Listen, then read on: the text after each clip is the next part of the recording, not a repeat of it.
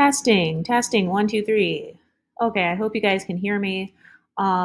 This is another video that is going to be unedited because this is probably going to be a long one. And you guys really liked my video about roster dating. I don't even remember what I really talked about on there. I was kind of telling like story times. And so I'm going to make another one. By the way, to the new members of the Pretty Girl Club, welcome. So when I use the term Pretty Girl Club, that phrase is just for like anyone who is a subscriber, anyone of any race who can relate to the content here. And then the Exoticals are my core audience. But today I'm going to be talking about using roster dating to kind of social climb and level up and how I have used that to improve my life because you guys know me. I am a huge proponent of decentering men. And when I use that term decentering men, I'm talking about that chart. I will try to insert a picture, but you know what I mean, where it's like there was a circle and then there's like men in the center of the circle, and then they were like really big.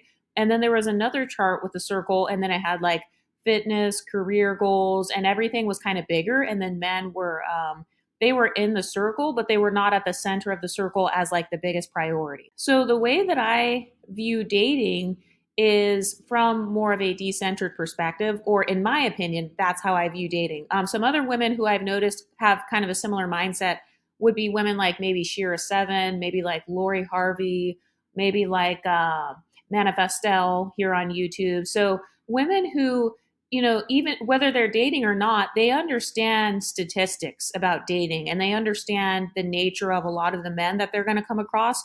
And so anytime I go into a dating scenario, like when I was single, I was still very aware of statistics. So for example, if you are not married, whatever guy you're talking to right now, there is a 70% chance that he will not be in your life in 5 years. If you are married, there is a 50% chance that you will get a divorce. So, in my opinion, knowing all of the stats has helped me to kind of go into dating and stuff with more of a carefree mindset because I'm not pedestalizing the guys or anything like that. I wasn't like, oh my gosh, this is going to be my Prince Charming. Then we're going to get married and live happily ever after. Then we're going to be together for 30 years and we're going to have kids and all the. No, because I understand the actual stats. Also, the majority of OnlyFans subscribers, 97% of them are married men, not to mention the fact that statistically, the average man cannot go more than 30 days without viewing pornography. So, knowing all of those stats has really helped me to have a more balanced mindset, like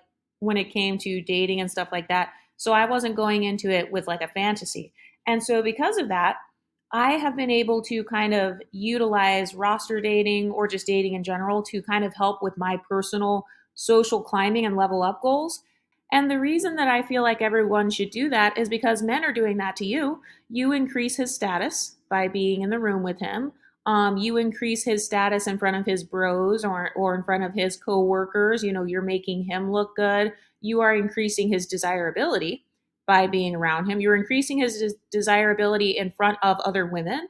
And so this is why some guys they will actually use a woman as a magnet to attract other women. This has happened to me. I'm sure this has happened to a lot of you guys if you're in the Pretty Girl Club, where a guy, he wants to be seen with you because he knows that all the women who are jealous of you will start chasing after him. So this usually happens like in college settings, in work settings, anywhere where there are going to be a lot of women and a lot of men kind of socializing. A lot of men also utilize dating so they can have access to your companionship, to your body, to your emotional support, not to mention the fact that women are naturally very caring and nurturing. I have had multiple instances in the past where I have literally helped guys with their mental health because of my knowledge on psychology. I've helped guys with their physical health. I've literally helped guys to like lose weight or get healthy in the past because I do like fitness and stuff in real life. So a lot of women, we naturally bring a lot to the table when it comes to improving a man's lifestyle. There are some women who will cook and clean and do all this shit. And so it's like, okay, so because I understand my worth and because I know what I am bringing into your life, I have standards as well. And so I require that whatever guy wants to take me on a date or something like that, he needs to have some sort of intelligence or, something where I'm going to be benefiting from it even after he's gone, or even if he like ends up being trash and I have to dump him or something like that. Because men do that with women all the time. Men will literally impregnate a woman and then leave her So he still gets the benefit of having a child. He gets to have his little legacy or whatever, and then he leaves her behind. So men naturally do this, I've noticed with women. They will make sure that, like, even after you are gone from his life, that he still benefited somehow, whether it was he got to have sex with you, he got to have a sexual experience with you. I noticed that that's very important to a lot of guys, so much so to the point where guys will actually make fun of other guys for not having sex, and they will call them incels. So a lot of men are very sex centered. A lot of men can be very image centered, whether they realize it or not. And so as a woman, trust me, he is going to be benefiting off of the fact that he had you in his life, even after you're gone. Because him having you in his life, guess what? He learned how to talk to a woman now. He learned some game. He learned what kind of compliments a woman likes from his experiences with you. He learned how to, like, ask a woman out. So he's gaining social experience with a woman just by being with you.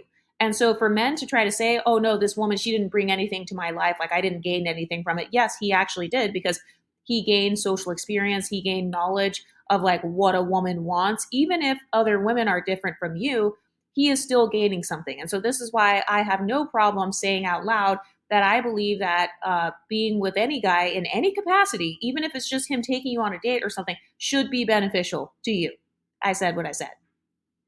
So the first thing that I kind of asked myself was, what are my, like, dating priorities? Like, as a woman who is child free, I've already been married before, so I'm not one of those people that pedestalizes marriage, or one of those people that's like, oh my God, I really want to, like, get married and have kids and have a wedding. And no.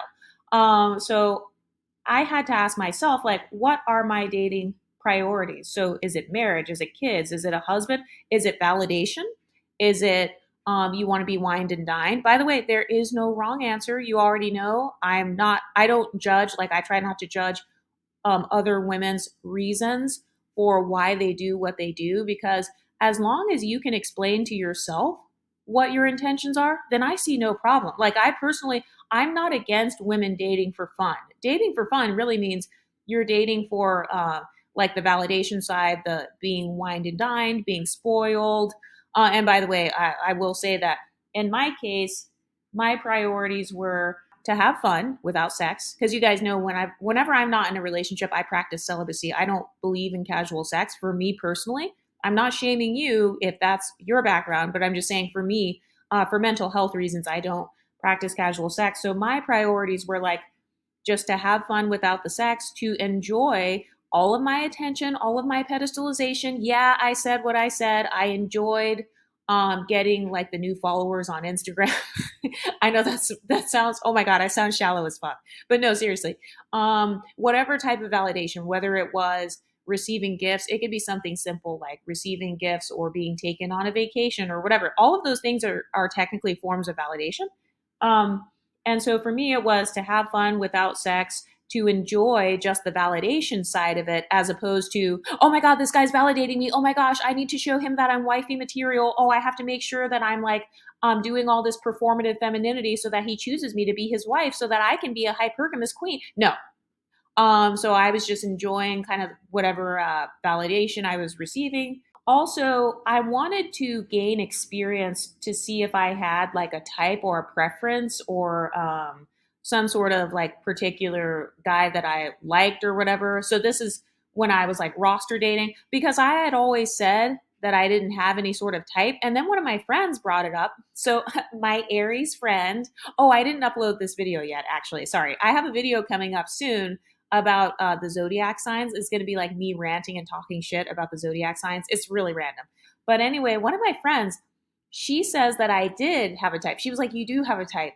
And I was like, no, I don't have a type. She was like, yeah, this guy that you're dating out of the other ones, he is your type.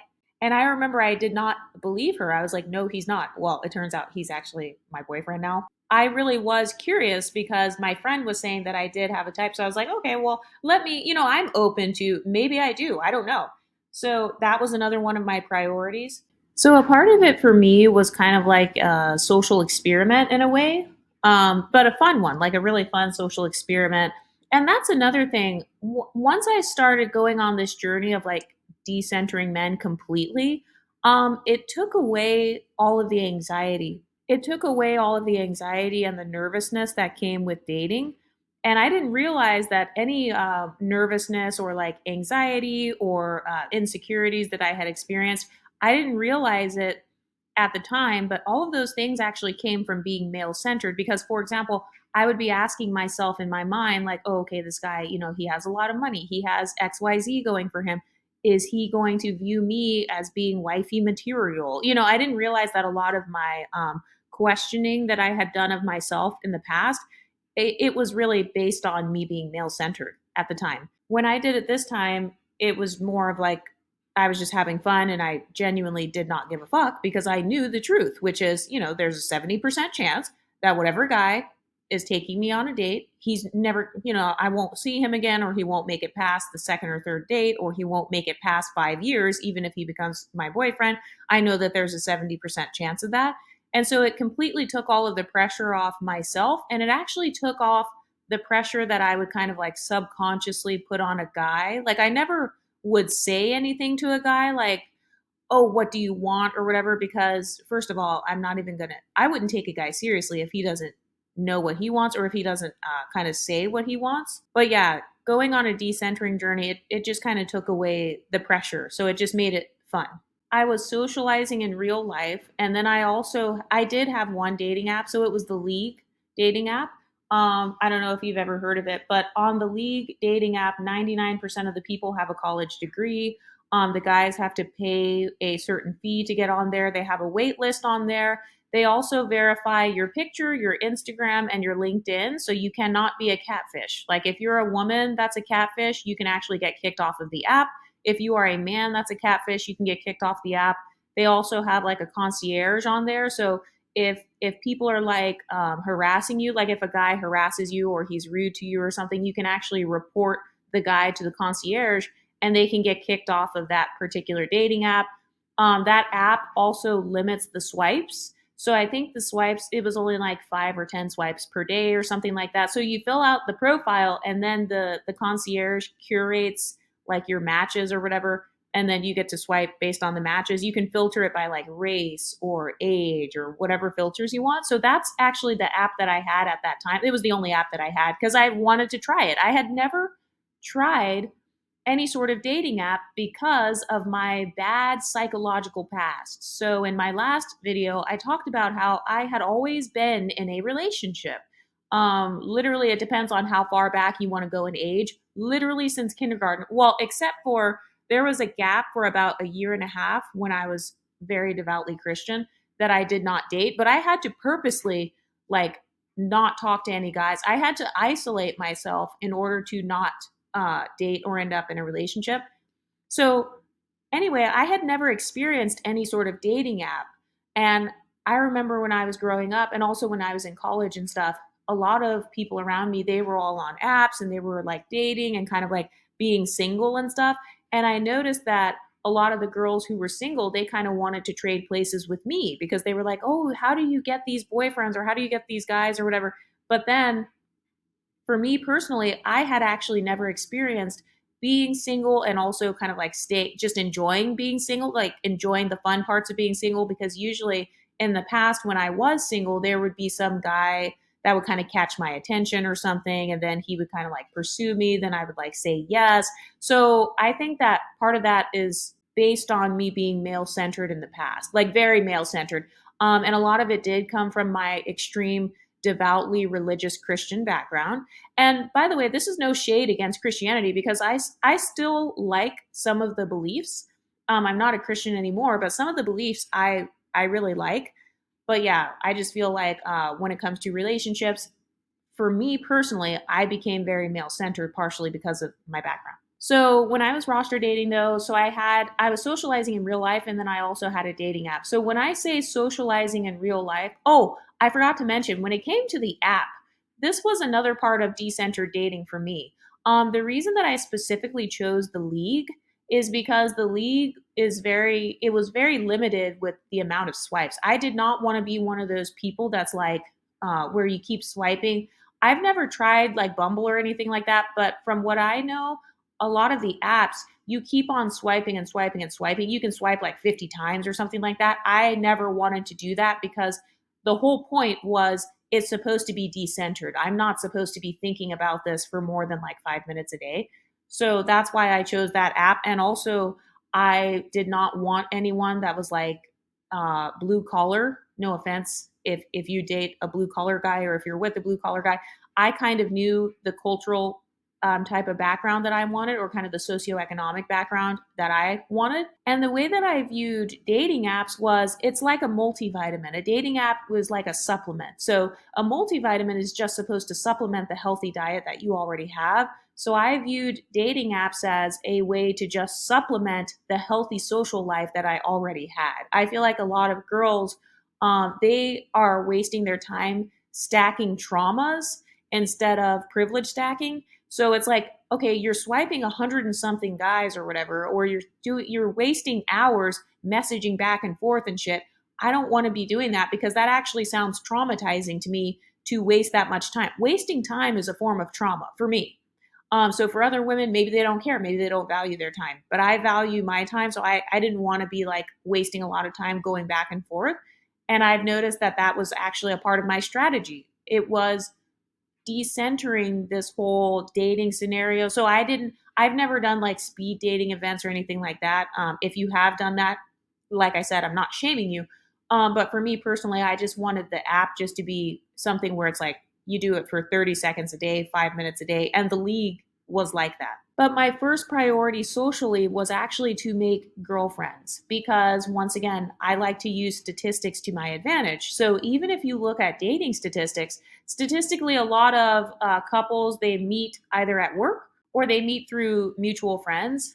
And so, first of all, I wanted to make girlfriends just in general because I had just moved to the new city that I was living in. I had just moved here to the city that I'm in. So, my first priority was making girlfriends because, also statistically, I know that female friendships are going to last longer than the average relationship with a guy. Like I said, 70% of relationships break up, but I know that 70% of my friendships don't end. So I have a lot of, well, it depends on how good you are at making friends. Now I have like a vetting process for friends. I also have a whole type when it comes to my friendships. You know how I just talked about having a type for dating? I had a type when it came to friends. And so my first priority was actually to find my type of friends and to find like a girl group, to like create a girls group for myself, like a friend group. So that was actually my number one priority because I knew, first of all, me and my girls, we can go fuck it up. Okay. Like we can go on girls trips together. We can go to bars or whatever and have fun. And in my opinion, that's actually more fun than going with some guys. Cause depending on the guy, sometimes the guy could actually be bad at conversation or whatever. So I really wanted to prioritize making female friends first, but I also knew that a part of the social benefit of making girlfriends, especially pretty girlfriends, is number one, we get more access into a lot of high end social circles. So it doesn't have to be in a bar setting. I actually don't even drink. So it doesn't have to be in a bar setting, but just in general. And also, if you have a pretty friend, sometimes your friend could have like some other friends or like a brother or something like that. I'm just saying statistically that's what happens. So that wasn't my intention or anything, but I'm just saying, for those of you who maybe you don't like apps at all, or maybe you have trauma with dating apps, I would say if you have trauma with anything, definitely don't go back and do that exact same thing, or don't do it the exact same way. Try to change something up so that you can try to avoid whatever the trauma was. So I ended up making girlfriends, and then from the friend group that I had with the girls, that was how I ended up socializing in real life, even when it came to dating as well. So, like, for example, I had this one friend, she was an unambiguous black girl, and we were like really cool. We would go out and stuff. And I remember one time we all went out to this baseball game. And then after the game, we went to like this little bar. They had this really cute bar. So, like I said, I actually don't drink. So, my friends were there. They were getting like drinks. They had like a little dance area. It was really fun. It was kind of like outdoor, it was a rooftop type of thing. So, we all went out, and my friend, she invited her friend, and then her friends invited like four other friends. So there ended up being about five girls, and these were all my friends' college friends. So I didn't know any of the other girls. I only knew my one friend who I had met from a fitness class actually. Oh, and by the way, that was my number one strategy for making female friends was through fitness classes because number one, they're more likely to have pretty privilege because I do believe that part of pretty privilege is having a pretty body. And it doesn't have to be, you don't have to be skinny. Because, like, my unambiguous friend, I wouldn't call her skinny. In the black community, they would call her, I don't know if they would call her thick. Actually, yeah. In the black community, they would just call her thick or like having a big booty. So she had like a larger bottom half, and then the rest of her was super tiny and skinny, and like she had small arms, small chest, small flat stomach, whatever. But anyway, so I ended up going out with her, and then she brought her college friends, and then my friends boyfriend's guy friend was there. So that's what I'm saying when I say, like, sometimes you could be socializing, and like that is a way that sometimes people end up going on dates or whatever.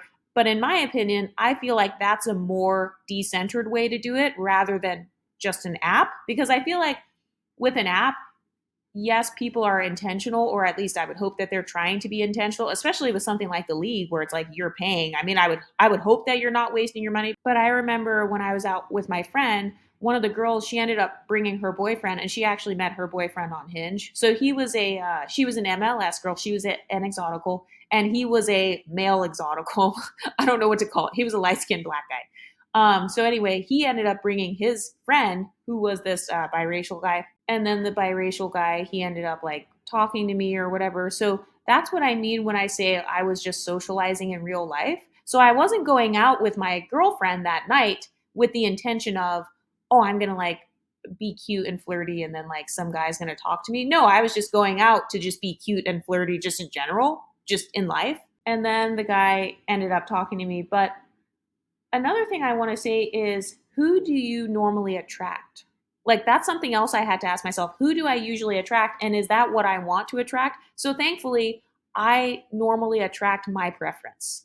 And I have socially engineered myself to where I only attract my preference. So do you have a preference? That's something that I asked myself because, in my opinion, that was actually a part of my decentering men journey. So unfortunately, in my past, when I was like a teenager or when I was super young and very religious, I was not, I didn't really have a preference, or I didn't have as much of a preference because I was taught in Christianity, like, no, it's more so about like, is he a man of God? And like, that sort of thing. Is he a good person? So it was more like, if he was a man of God and a good person, then he gets a chance. And now I have to admit, I am definitely more shallow as well because simply being a good person and being nice to me, that's not enough. So now I also care about what I specifically want. So yes, I care about you being tall and athletic and looking like me. And yes, I care about you having the same cultural background as me, as well as a college degree and, all that other stuff. But in my past, that sort of mindset was looked down upon. That was viewed more so as like either being a gold digger or being shallow, or, just kind of being like immature, spiritually immature and stuff. So that's something that I had to ask myself though, like, what do I attract, and is that what I want to attract? But as far as how I attract my preference, so, oh, by the way, so my preference, if I had to describe, I would say my preference is myself. Okay, so look as much like me as possible, act as much like me as possible, have a background that is as similar to mine as possible, have a family and cultural background and racial background that is as similar to me as possible. So it doesn't have to be exact, but the closer you are to myself, then the better it is. And I didn't discover that until I started roster dating, because one thing I noticed was, so on the roster that I had, I dated everyone except unambiguous monoracial dark skinned black men.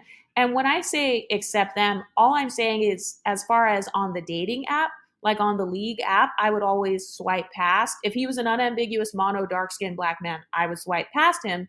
And this is because I felt like for those guys in particular, kind of like the Tyrese looking guys and stuff, I just felt like they needed an extra vetting process. So I was open to, let's say there was a black guy in real life, whoever wanted to try to ask me out or something, I would have only felt safe if I would have known him in person, and we have mutual friends, and my friends can vouch for that black man and say, oh yeah, he's a really good guy, or I know him, or whatever. And then he would need to ask me in person.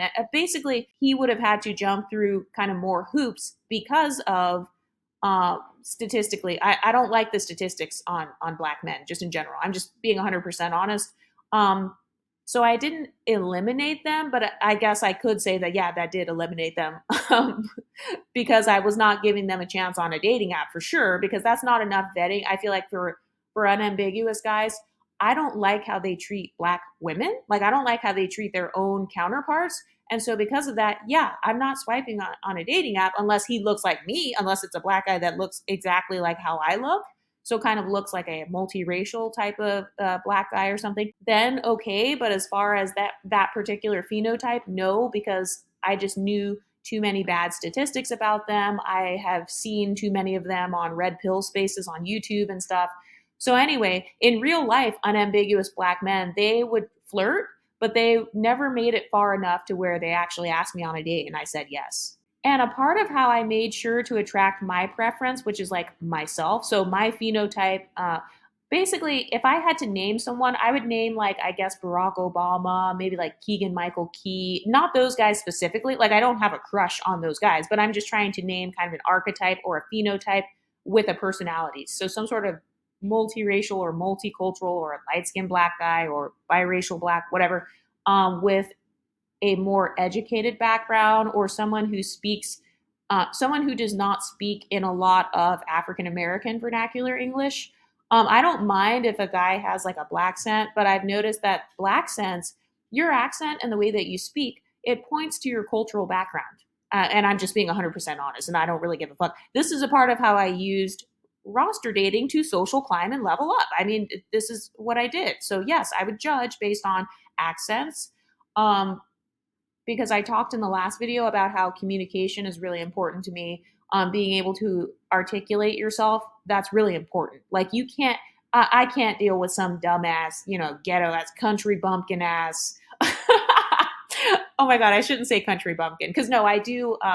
I've noticed, I think that Southern men might have been I don't know if I would go as far as to say like that is my preference or that was my preference, but I noticed that they did very well in my like roster or whatever. So I don't know. Maybe I don't think I had a regional preference, but maybe I do because I noticed that's what I liked. But I knew that I wanted to attract kind of like a mixed race, multiracial, or biracial African American black guy or some sort of like light skinned black guy.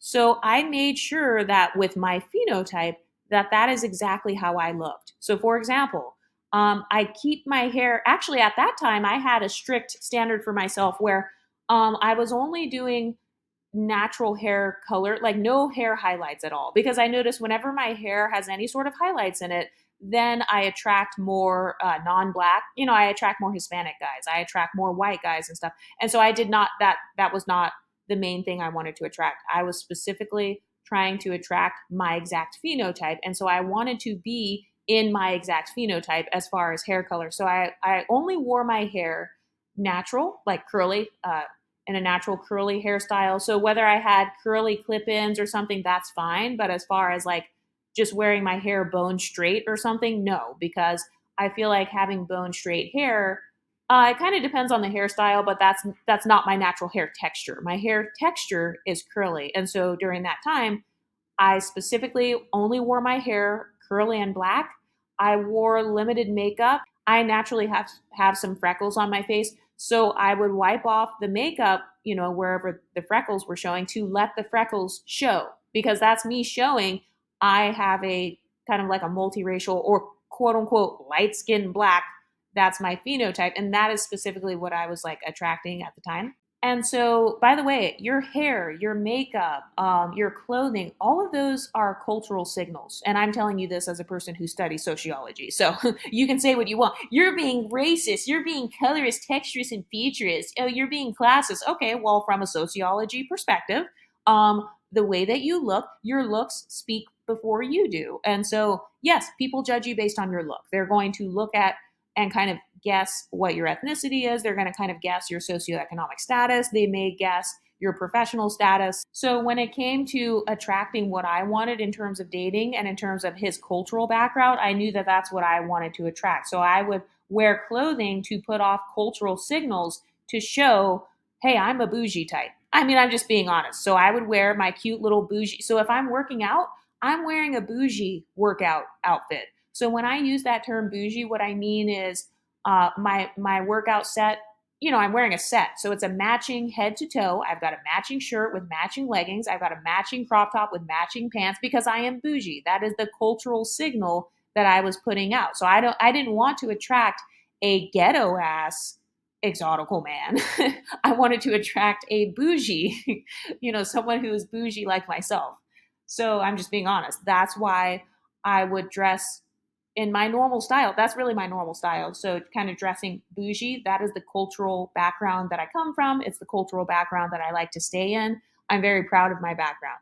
And so thankfully by doing those things, I was able to attract my type. So that was when I discovered that I actually did have a type as well, because I was also dating non-black guys at the time. Like, they were on my roster. There was a white guy on there. I remember there was one Indian guy on there.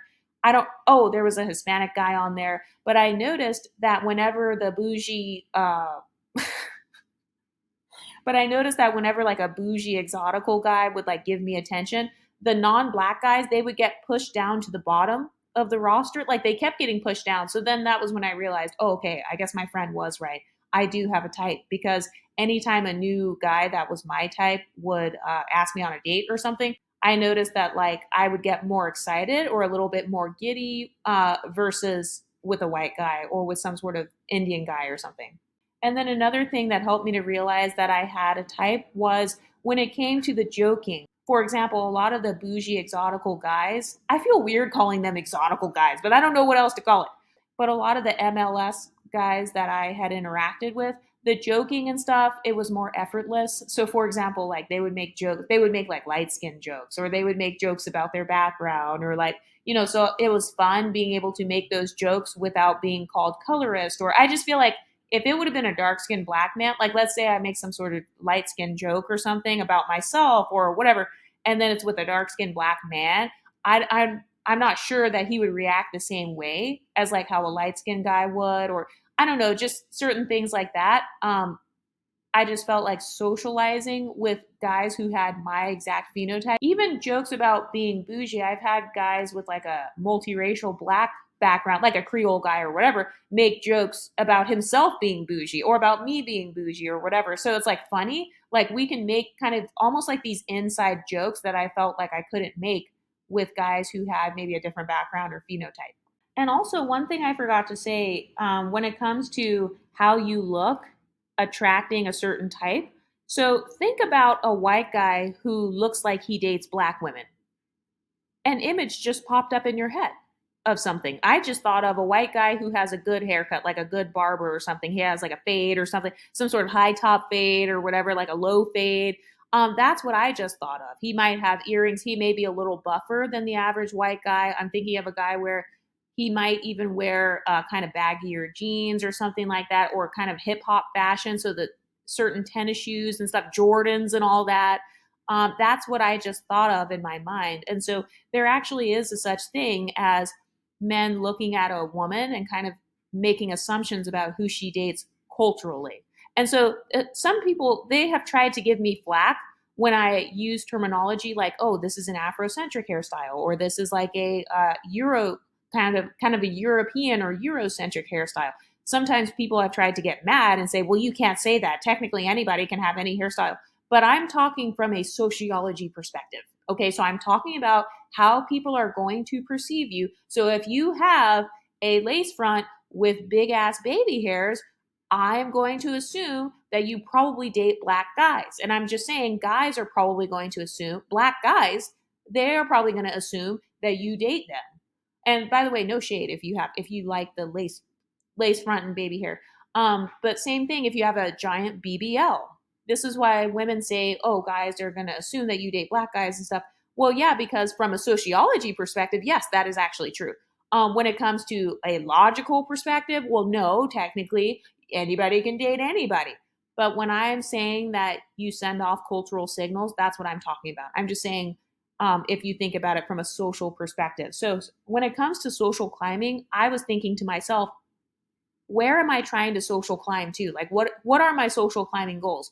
And I told you at the beginning, my goals were to have fun without the sex part, to kind of like have the companionship part, to socialize, to have fun with the flirting part, to be taken out, to be wined and dined, to have kind of like the banter back and forth. That was my goal. And that's it. For other women, their goals are different, and that's okay. When it comes to your looks, kind of your style and your hair and all that, sending off cultural signals, even your makeup. Like there's a reason why I did not get my lashes done and wear kind of more glamorous makeup. I just feel like on me, if I wear a glamorous makeup look, it's gonna start to look kind of like how Megan the Stallion looks in terms of makeup. So if I wear heavy makeup, it gives a video vixen look on me, which is fine. But I've noticed that if I wear the heavy makeup, I'm going to attract more unambiguous black men because I look more like a video vixen, kind of like Megan the Stallion's makeup style. And so that's a part of why at that time when I was, using my looks to attract my exact type, I didn't do the video vixen makeup look because I didn't want to attract the super black. Oh my God, I sound so ignorant. I don't know how else to say it, but I didn't want to attract the super black guys in terms of culturally. I wanted to attract kind of somewhere in between, like myself. And when I say super black, I'm not talking about skin tone, I'm just talking about culturally. Also, fun fact, I've never dated a guy with tattoos. I've never dated a guy who wears large chains. I've never dated a guy who wears dangly earrings. I've never dated a guy who wears a man bun. All of those things are cultural signals to me. So, like, if a guy walks up to me and he has a man bun, let's say it was a white guy with a man bun, I would probably not be interested because I assume, based on his cultural background, he might be into yoga. He might be into stuff where, by the way, I love yoga, but he may be into more of an alternative lifestyle that I'm not necessarily into. I'm into the very bougie. Think of like the bougie Creoles or like the bougie. That's why I use Barack Obama as an example. Think of like the Ivy League type. That's more my vibe. Another thing that I did as a way to attract attention to myself at the time was wearing some sort of makeup and just some earrings at all times. So when I say wearing some sort of makeup, all I mean is maybe concealer if I have dark circles under my eyes, or I don't know, just not looking like I just rolled out of bed. Oh, and by the way, when it comes to my earrings, I do not wear hoop earrings on a regular basis. I wear pearl earrings on a regular basis. I also wear like diamond studs or some sort of stud earring because that just fits my aesthetic. That's my aesthetic. That's my cultural background. I grew up in a background where wearing pearls was like I don't want to say the standard, but I don't know. First of all, I like how pearls look up against my black hair. But that was just more of my standard. That fits my cultural background. Wearing pearls, wearing studs, wearing like, I don't know, some small little diamond earrings or something like that. Or even some large diamond earrings, but not huge where it's like dangling or anything, but just like a stud on my ear. It just looks very elegant and bougie. I mean, that's my aesthetic, okay? The bougie girl aesthetic. And I'm not saying that hoops can't be bougie, but once again, when I wear hoops, I'm giving off more of that video vixen look. So it's going to start looking more like, think of like Drea, Erica Mena, Lisa Ray, Megan Good. Think of more of that look. I feel like that's more the vibe that I give off when I wear hoop earrings and a red lipstick and smoky eye and all that. So yeah, that was a part of my little social strategy at the time, and I succeeded. That was how I was able to attract my exact what I wanted in real life as far as the positive attention, the positive validation and stuff. That was how I attracted it. And then also with the way that I carry myself on social media, like on Instagram. So I don't have twerking videos. That's just me personally. Like I said, nothing is shaming you. If you do have twerking videos and stuff, that's your business. But for me personally, I don't post like, for example, twerking videos, anything where it's showing ass shots. Because once again, I noticed that if I do something where it kind of shows off my booty, it's going to attract a lot of unambiguous black male attention. Because once again, it gives off the video vixen look versus a Kamala Harris vibe. So think about the difference between like Kamala Harris versus like Drea and like I'm trying to think of like Cardi B. So I've noticed anything where I'm showing my booty and doing hoop earrings and like wearing super urban looking clothing and showing off my boobs and stuff. There's nothing wrong with it. I'm just saying it gives off more of that vibe. So whatever types of guys, those types of women are usually with, like a Cardi B or a Drea or an Erica Mena or like a Lisa Ray or whatever, that's more so what it attracts culturally. And so I tried to give off a bit more of, I don't, Kamala Harris is the only example that I can think of right off the top of my head. So that's why I said that. So in terms of my Instagram and how I carried myself on there as well, that's another thing. Oh, because another positive thing that I used for social climbing was even if I reject this guy, which a lot of them got rejected, I still gained an Instagram follower. I still gained interaction on my Instagram so that I could potentially get brand deals if I want to, or, you know, my analytics on Instagram can go up if I want them to. So that's another form of like social climbing. That's a decentered, in my opinion, that's a decentered way of utilizing that attention so that I could potentially make money. But back to my social strategy though, it was to have fun and kind of explore the city, and to explore it for free. So I was like, okay, I'm going to make a little vision board or a little bucket list of places that I wanted to go. So I wrote down in my phone, like, okay, I want to go roller skating. I want to go ice skating. I want to go to the opera. I want to go to the Broadway show. I want to go to this particular Italian bistro place. I want to go, like, I want to go to the boardwalk at the beach. And so I had all of these things that I had kind of like put on my little bucket list for myself. And this is just in general. And by the way, when it came to my little social bucket list and fun things I wanted to do, once again, let's say you go on a date. Let's say a guy takes you to the boardwalk, he takes you to the beach, and then you never see him again, or you have to ghost him, or he's trash. Guess what? I just got some Instagram content. I just got some stuff on my stories that I can hashtag, so it's going to attract more followers to my account. First of all, I got a good experience because I got to go to the beach. Who cares if he's there the next time or not? I got to go to the beach. I wanted to go to the beach. I wanted to have fun at the beach. I got to get a nice tan. I got to soak up the minerals in the sand. Well, depending on what part of the country you live in or depending on what beach you're going to.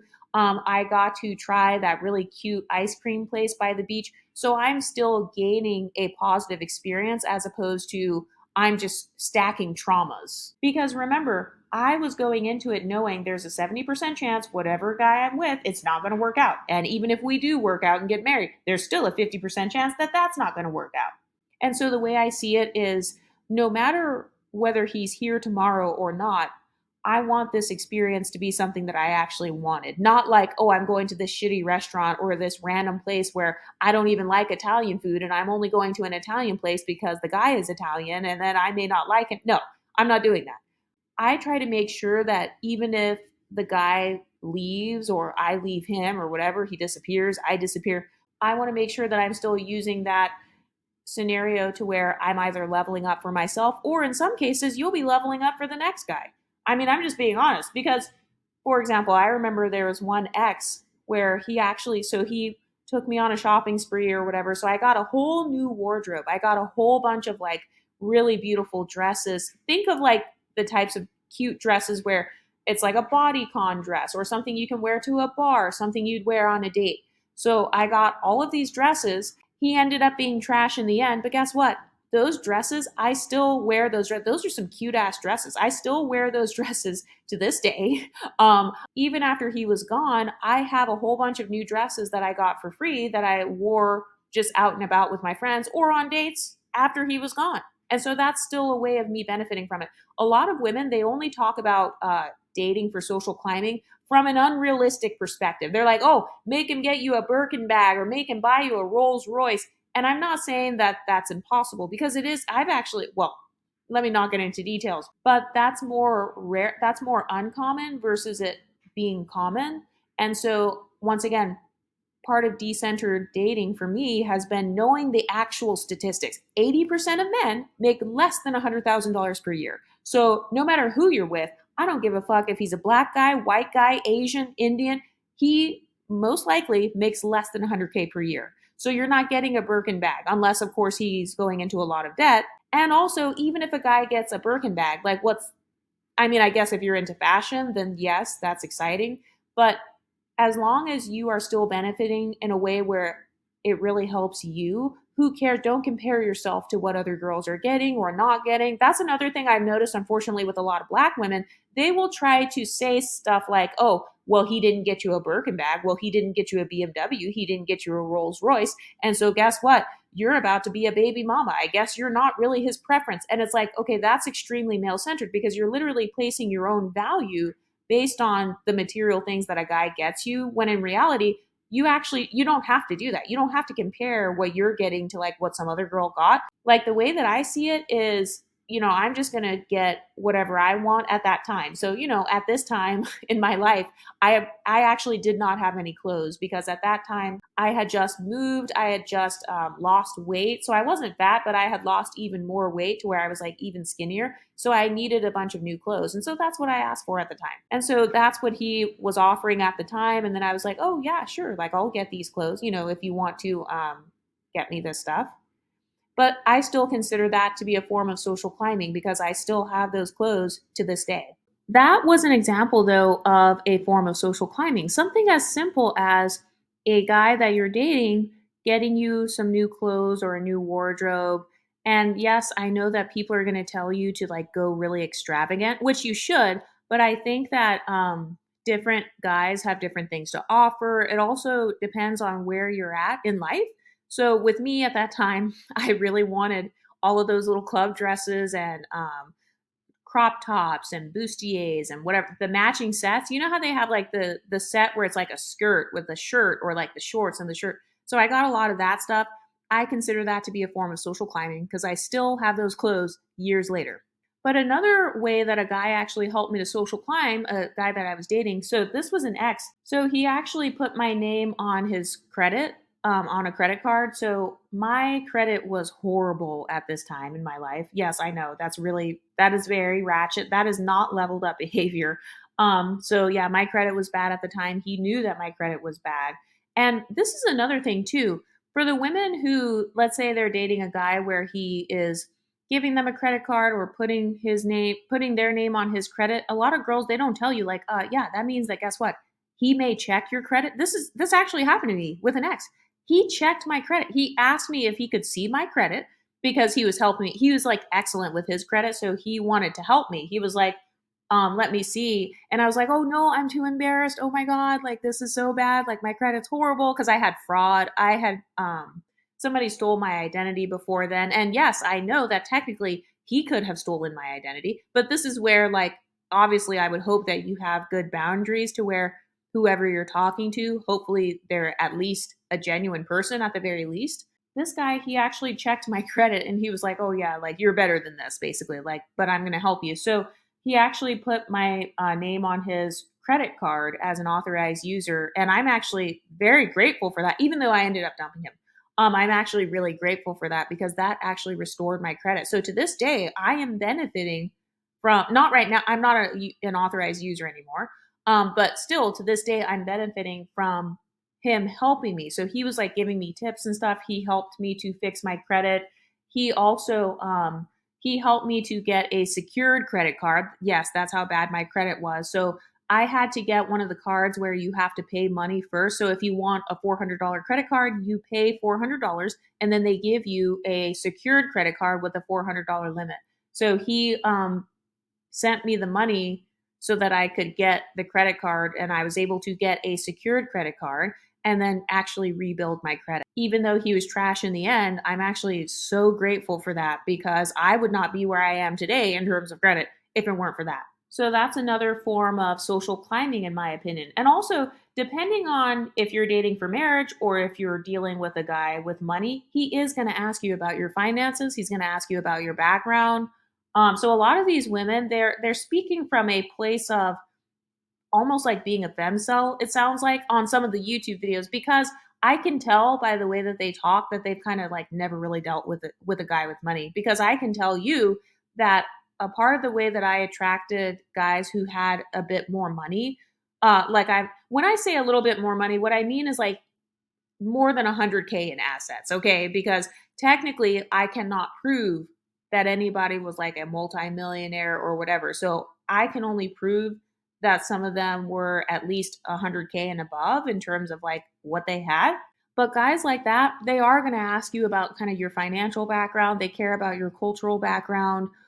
So this whole mindset of like, oh, this Jeff Bezos guy is just going to get like basically a cheap rip-off version of Cardi B, and like you're working at McDonald's, and then Jeff Bezos is just going to come and just sweep you off your feet, and then you're going to live happily ever after. Yeah, that's unrealistic because a lot of guys they do um, kind of date based more so on culture, and any guy who is smart and good with money, he's actually not going to let somebody come and just fuck up everything and just like blow everything and blow his life savings on you. Like any guy who actually has some sort of sense, he's not going to do that. But you can still be spoiled though, and you can still have a good experience. And by the way, that's another thing that I had to ask myself: what does being spoiled? What does that mean to me? Does it mean he buys me stuff? Does it mean he gives me gifts? Does it mean that he spends quality time with me? Does it mean he serves me? Oh, another thing that an ex has benefited me on in the past is I've had an ex who was really good with cars. So he would always like he would take my car to like get it serviced, or he I was so grateful at the time. I'm horrible with cars. And I do drive kind of more luxurious types of cars. Not expensive though, because remember, I don't believe in car payments. So the cars that I've had, they have always been like I paid for them in cash, but they are still luxury cars. So think of like maybe like a BMW. I don't know. I What I consider luxury is like a BMW, a Lexus, maybe like a nice Cadillac, a Mercedes. That's what I consider luxury. I don't know all of the details about cars because I'm not really into cars, but I am actually bad with cars. So as a person who drives a car that's a little more on the luxury side, even though it's not like a 2024, I'm still kind of bad. And so in the past, having guys that have helped me or they have paid to get my car serviced and stuff, because it can be expensive, especially if you have kind of a more expensive car. That, in my opinion, was a form of social climbing because he is actually helping me to preserve my vehicle. And it's actually, that's money that I don't have to pay out of my pocket when it comes to like my car. And so that was something that was also helpful to me in the past when I think about like dating and stuff. I've also had exes offer to like get me groceries. You guys know I'm obsessed with luxury groceries. I love like Whole Foods, or well, is that luxury? I don't know. In my opinion, with my middle class ass, yes, that is luxury. Okay. So Whole Foods, like kind of the nicer meat markets and stuff. So I've had like a guy where he will get me my groceries or something, or maybe he will get something delivered to me. Another example was having a guy who maybe he would like pay my rent, or if I was moving to a new apartment, maybe pay the deposit on the apartment. So, no, I've never received a Birkin bag, but I can say that those types of things have actually been helpful to me, whether I ended up marrying the guy or not. And so I feel like some women, they're so obsessed with the marriage part and they're so focused on pedestalizing the marriage that sometimes it's almost like they can't enjoy whatever other benefits they can receive from being in the dating scenarios. Something else that an ex gave me before is a MacBook. So it wasn't, so no, we did not go in the Apple store and then like, oh, I'm going to purchase her this brand new MacBook. No, he gave me his MacBook. You may be thinking, oh, well, no, that's not really a good gift. Like, so, but the reason he gave me his was because my MacBook, it was not working at the time. So if you have an Apple MacBook, sometimes you can go into the Apple store or you can go and get it serviced. So my Mac had stopped working and he had just bought himself a new PC. You know how some guys are into like gaming PCs and all that. So he bought himself a really expensive new gaming PC and he didn't want his MacBook. So it was pretty much a brand new MacBook that he had never used. And he said that I could have it. So he actually, that's technically a gift. He gifted me a MacBook. And so now I have like two MacBooks and a Microsoft Surface.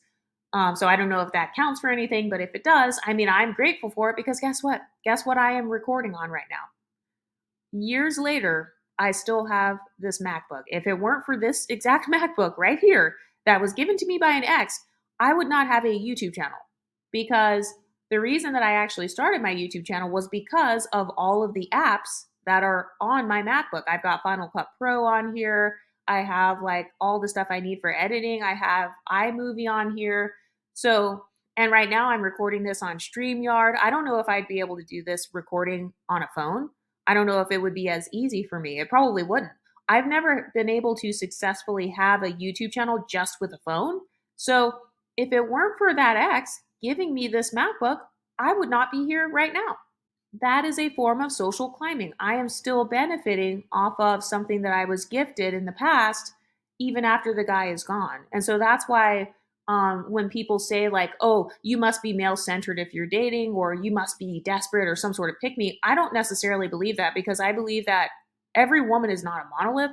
And so different women have different like dating strategies, they have different reasons for doing what they're doing. Some women are sex workers, some women are sugar babies, some women are enjoying kind of the validation or the gifts or being wined and dined and all that. But yeah, another thing that I have utilized when it came to social climbing was business ideas, leveling up ideas. So, for example, if a guy can teach you about investing, or if he can tell you kind of like what he's investing in and why, and he's actually good at this. This is if you are with a guy who like does that, or he's good at that or something. That is something that you can actually learn from. So I've noticed that with me, I liked being around a guy where I could learn from him. Actually, my current boyfriend, if it weren't for him, I actually would not have a Patreon, because he's actually the one that brought that up and was like, oh, are you sure you don't want to start a Patreon? Like, what about Patreon? Don't you think that they would like follow you on there? And I was like, no, absolutely not. Nobody's going to follow me on Patreon. Who cares about Patreon?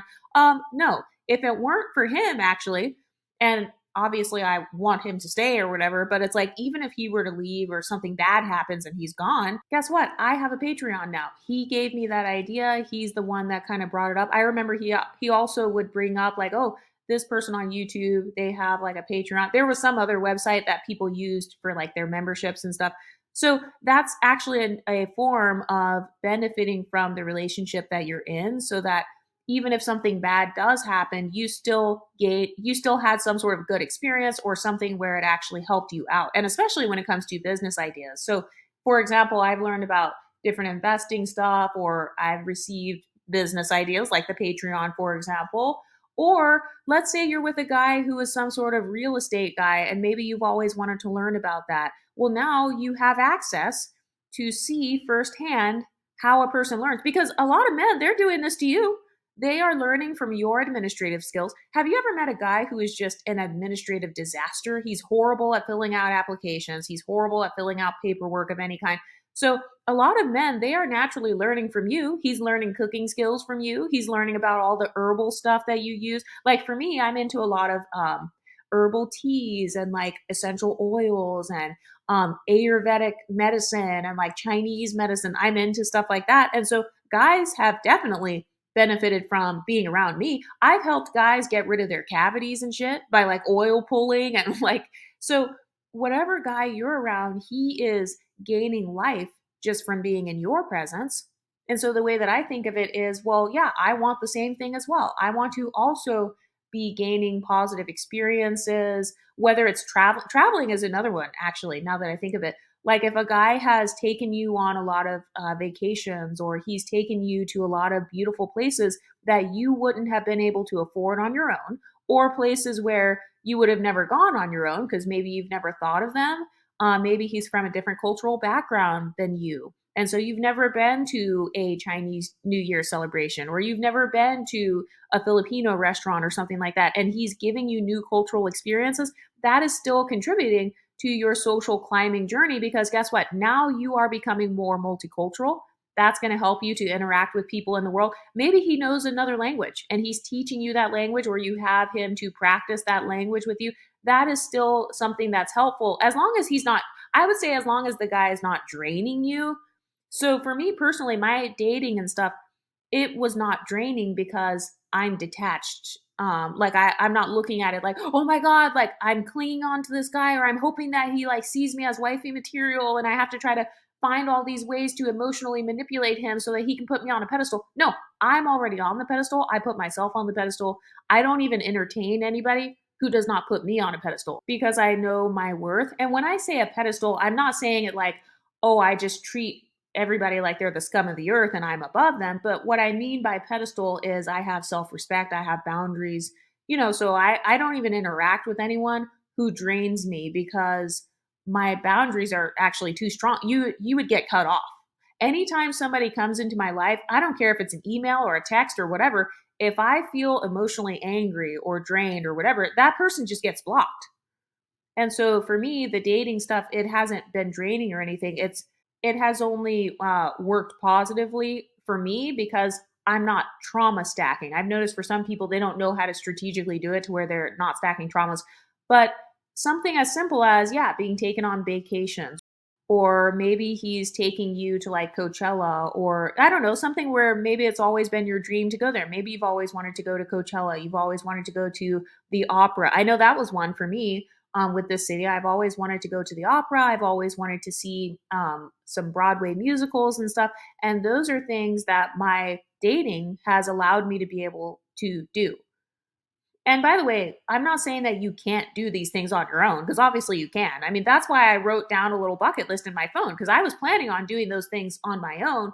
But if a guy met my standards and he was my preference, and then, we're vibing well and he offers to take me to do that thing, well, then why not? Because then I'm not paying for it. I'm not, I'm basically gaining a new experience or something like that. So yeah, I guess that's kind of the way that I have used dating as a form of social climbing. So I'm investing the money. Oh, that's another thing. Investing the money that a guy gives you or something. So let's say a guy gives you $500 for your birthday, or he gives you roses that have like money wrapped around the roses or something.